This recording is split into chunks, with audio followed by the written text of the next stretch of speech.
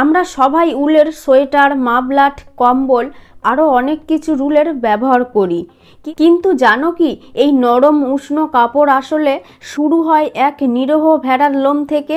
আজকের ভিডিওতে জানবো কিভাবে ভেড়ার লোম থেকে পরিণত হয় আমাদের গায়ে পরা উলের পোশাক।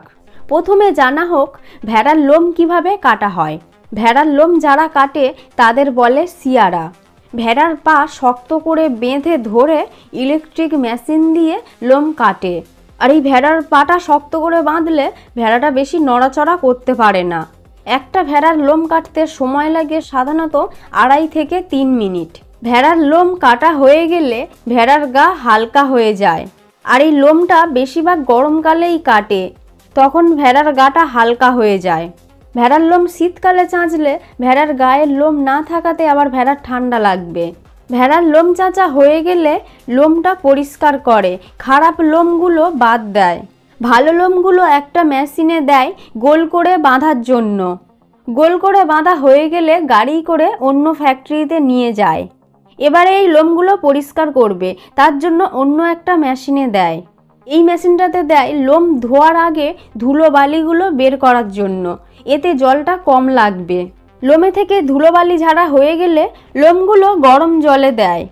জলেতে অল্প সাবান দেওয়া থাকে যাতে লোম থেকে গন্ধ, তেল চিটচিটে ভাব কমে যায়। এই মেশিনটাতে লোমগুলো ভালো করে উল্টে পাল্টে কেচে পরিষ্কার করে।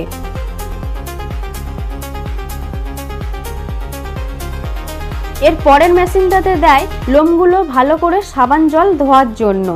লোমগুলো ভালো করে ধোয়া হয়ে গেলে অন্য একটা গরম মেশিনে দেয় লোমগুলো শুকনো করার জন্য। লোম ভালো করে শুকনো হয়ে গেলে একটু ভালো করে লোম পরীক্ষা করে দেখে নেয়। এই লোমগুলো তো একসাথে জটা পাকিয়ে আছে, তাই অন্য একটা মেশিনে দেয় লোমগুলো ঝরঝরে করার জন্য।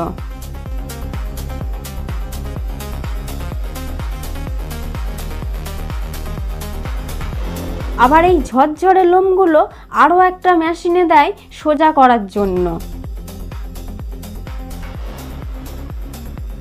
আরও একটা মেশিনে দিয়ে সুতো বের করে। এবারে এই সুতো থেকে কাপড় বুনবে। কাপড় বোনার জন্য সুতো 2 দিকে সাজায়, একটা লম্বা আর একটা আড়ে। লম্বাই যে সুতোটা দেয় এই সুতোটা শক্ত করে ধরে থাকে, আর এই আড়ের সুতোটা থেকে কাপড়ের ডিজাইন হয়। এরপর কাপড় বোনা হয়ে গেলে কাপড়গুলো গরম জলে ভেজায়, যাতে এই কাপড়ের সুতোগুলো একটু গায়ে গায়ে হয় আর নরম হয়। কাপড়ে যাতে পোকামাকড় না লাগে তার জন্য কিছু কেমিক্যাল জলে মিশিয়ে দেয়। এরপরে কাপড়ে রং মেশায়, আর একটা মেশিনে দিয়ে কাপড়গুলো শুকনো করে। কাপড়গুলো শুকনো হয়ে গেলে পোশাকের জন্য পুরো তৈরি হয়ে যায়।